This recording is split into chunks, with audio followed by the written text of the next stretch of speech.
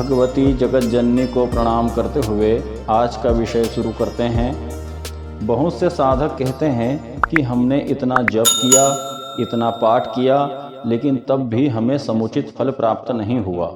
तो देखिए, आज के समय में जहाँ सभी ओर अशुद्धता व्याप्त है, खाने में शुद्धता, पीने में शुद्धता, व्यवहार में शुद्धता, और वही अशुद्धता अब हमारी पुस्तकों में, ग्रंथों में भी समा चुकी है।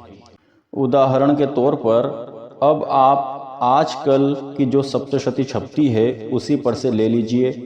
पुरानी सप्तशती में शुद्ध मंत्र आता था, ज्ञानिनामपि चेतांसी देवी भगवती हिसा बलादा कृष्ण मोहाय महामाया प्रयच्छति।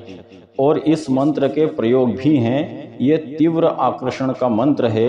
इसके पाश में बंधा हुआ व्यक्ति साधक के वश में हो जाता है। फिर वो कोई भी प्राणी हो। तो नवीन पुस्तकों में इस मंत्र को 2 भागों में तोड़ दिया गया है। आधा मंत्र संख्या 55 में आ गया है, और आधा मंत्र संख्या 56 में आ गया है। अब आप बताइए, जब ऐसे मंत्रों का पाठ होगा, ऐसे अशुद्ध मंत्रों का जप होगा, तो फिर समुचित फल कैसे मिलेगा? दूसरा उदाहरण देखिए। उसी तर्ज पर यदि हम देखें तो मंत्र बनता है, खड्गिनी शूलनी घोरा गदिनी चक्रिणी तथा शंखिनी चापिनी बाण भुषुंडी परिघा युधा। इसे भी उसी प्रकार से तोड़ दिया गया है। आधा मंत्र 80 नंबर के मंत्र में आया है, और आधा मंत्र 81 नंबर के मंत्र में आया है। अब आप खुद ही सोचिए कि मंत्र में एक मात्रा की भी गलती होना नहीं चाहिए, लेकिन यहाँ पर तो पूरी लाइन ही काट दी गई है। अब यदि कोई इन मंत्रों का पृथक पृथक जप करना चाहे तो कैसे अशुद्ध मंत्र का जाप करेगा? फिर तो हो चुका सप्तशती पाठ और मिल गया फल। यदि कोई शिष्य अपने गुरु के पास सप्तशती का पाठ सीखा हो तो गुरु उसे सप्तशती पाठ के बारे में संपूर्ण जानकारी प्रदान कर सकते हैं। जैसे किस मंत्र का किस प्रकार से पाठ होगा, उसमें मात्रा, हलंत, सर्ग, विसर्ग कैसे लगाए जाएंगे, उसमें स्वर कैसे रहेंगे, उस मंत्र का हवन किस प्रकार से होगा। लेकिन जब यह स्थिति गुरु शिष्य के बीच में नहीं बनती है और साधक सीधे बाजार से पोथी खरीद करके लाता है और उसका पाठ करने लग जाता है, और जब वही उसका हवन भी करता है, तो सोचिए कि वह तो किसी के पास गया ही नहीं, उसने तो किसी से सीखा ही नहीं। अब वह जो है उस पोथी के भरोसे ही पाठ भी कर रहा है और उस पोथी के भरोसे ही हवन भी कर रहा है। तो फिर वह अशुद्ध पोथी उसे क्या लाभ प्रदान कर सकती है? अथवा उसके द्वारा जपा जा रहा मंत्र या हवन किया जा रहा मंत्र उसे किस प्रकार से फल प्रदान करने में सक्षम हो सकता है? यह स्थिति तब और विशेष करके प्रबल हो जाती है जब साधक ने अध्ययन किसी और पुस्तक से किया और वह पाठ किसी और पुस्तक से कर रहा है।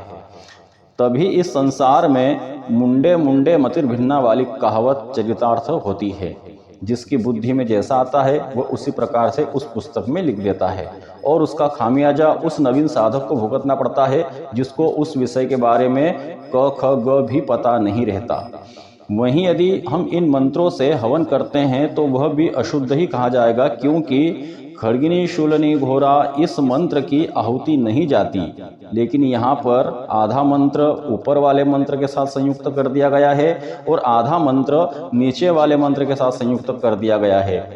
तो फिर इसमें क्या होगा कि साधक इस मंत्र की आहुति दे देगा, जो आहुति उससे नहीं देना चाहिए थी।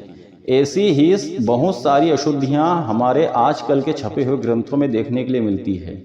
इसलिए अध्यात्म जगत में बार बार गुरु पर जोर दिया जाता है कि आप कोई भी साधना करें, कोई भी पाठ करें तो बिना गुरु के नहीं करना चाहिए, क्योंकि एकमात्र गुरु तत्व ही होता है जो उस साधक का जन्मदाता भी रहता है, उसके कवच भी रहते हैं और समय समय पर मार्गदर्शन भी करते रहते हैं।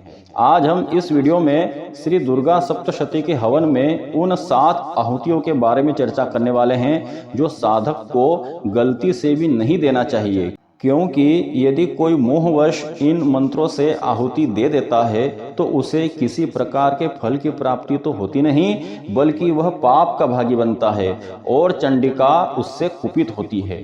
तो वह 7 मंत्र कौन से हैं, आइए जानते हैं। तो पहला मंत्र है खड्गिनी शूलनी घोरा गदिनी चक्रिणी तथा शंखिनी चापिनी बाण भुषुंडी परिघायुधा। अध्याय प्रथम, मंत्र संख्या 80 और 81। इस मंत्र की आहुति नहीं देना चाहिए। वहीं पर दूसरा मंत्र है, शूलेन पाहि नो देवी पाहि खड्गेन चाम्बिके घंटा स्वनेन नः पाहि चापज्जानि स्वनेन च प्राच्यां रक्ष प्रतीच्यां च चंडिके रक्ष दक्षिणे ब्राह्मणेनात्मशूलस्य उत्तरस्यां तथेश्वरी। सौम्यानि यानि रूपाणि त्रैलोक्ये विचरन्ति ते यानि चात्यर्थघोराणि तैरक्षास्मास्तथा भुवम्। खड्गशूलगदादीनि यानि चास्त्राणि त्र्यम्बिके करपल्लवसंगीनि तैरस्मान् रक्ष सर्वतः। अध्याय चतुर्थ, मंत्र संख्या 24, 25, 26 और 27। इन मंत्रों का भी पाठ ही होता है, इनकी आहुतियां नहीं दी जाती। जब आप हवन करते हैं उस समय इन मंत्रों का पाठ कर ले में और आहुति ओम महालक्ष्मी स्वाहा से यज्ञ कुंड में डालनी चाहिए, और वो भी सिर्फ घृत की आहुतियां। इसके पश्चात बाकी की 2 आहुतियां पंचम अध्याय उत्तर चरित्र दूत उवाच के नाम से आती है। मंत्र संख्या 105 और 122 की आती है। यहाँ पर सिर्फ इसका पाठ होगा और आहुति आपको नवाण मंत्र से देना चाहिए, क्योंकि भगवती ने अपने याग में स्वयं का हिस्सा मांगा है, ना कि किसी और का। यहाँ पर गौर करने वाली बात यह है कि ऊपर जो 5 मंत्र आए हैं जिनकी आहुतियां निषिद्ध है, वह मंत्र साधक भगवती से अपनी रक्षा की प्रार्थना के मंत्र हैं। और जो पंचम अध्याय में दूत उवाच नाम के जो 2 मंत्र आए हैं वह राक्षस के नाम से है। उसमें यदि आप दूत के नाम से आहुति दोगे तो वह आहुति उस राक्षस को चली जाएगी। इसलिए सप्तशती के हवन कर्ता को कभी भी इन 7 मंत्रों से भूल से भी आहुति नहीं देना चाहिए। और यदि आपके द्वारा गलती से आहुति चली ही गई है तो उसके प्रायश्चित स्वरूप आप नवाण मंत्र से 21, 51 या 108 बार आहुतियां अतिरिक्त देना चाहिए। तो प्रिय मित्रों, यह हमने आपको सप्तशती के 7 मंत्रों के बारे में बताया जिनकी आहुतियां नहीं दी जाती। इस वीडियो के अंत में मैं आपके लिए एक प्रश्न छोड़े जा रहा हूं।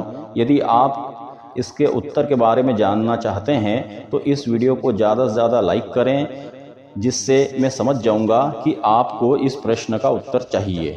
तो प्रश्न है, भगवती महाकाली का स्वरूप प्रथम चरित्र के ध्यान में नीला आया है।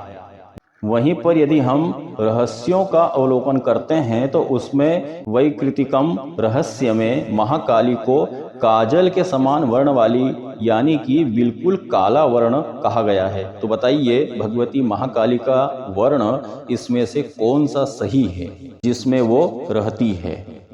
आज इस वीडियो में इतना ही। आगामी वीडियो में सप्तशती के ऊपर और भी ऐसे ही जानकारियों से भरे हुए वीडियो हम आपको प्रेषित करते रहेंगे। यदि आपको यह जानकारी पसंद आई है तो इस वीडियो को लाइक करें, शेयर करें और इस चैनल को सब्सक्राइब कर लें, क्योंकि इस चैनल पर इसी प्रकार से सनातन विद्याओं के विषय प्रसारित होते हैं। इस वीडियो को देखने के लिए धन्यवाद। जय श्री महाकाल।